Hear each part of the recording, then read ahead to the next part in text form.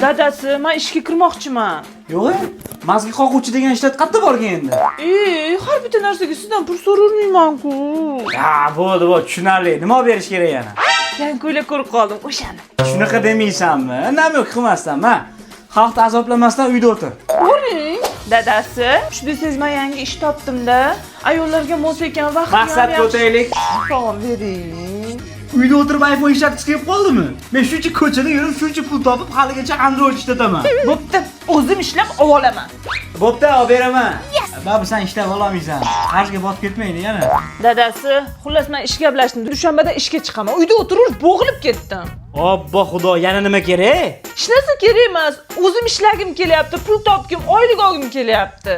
Ha, bo'ldi, men senga oyiga $200 oylik qilib beraman. Bo'ladimi? Tinchgina uyda o'tir. Kiz? Kulyapsizmi ustimdan? Ha, qancha? Hech bo'lmaganda bir $500 deng. Ana o ishingga imkoni bo'lsa, bugundan chiqib ket. Xo'p, Zarifa, mana oyligingiz 9000 so'm.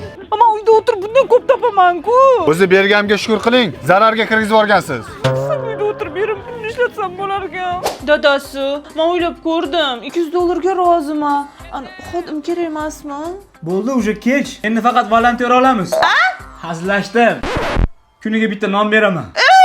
Manni yarimning sochlari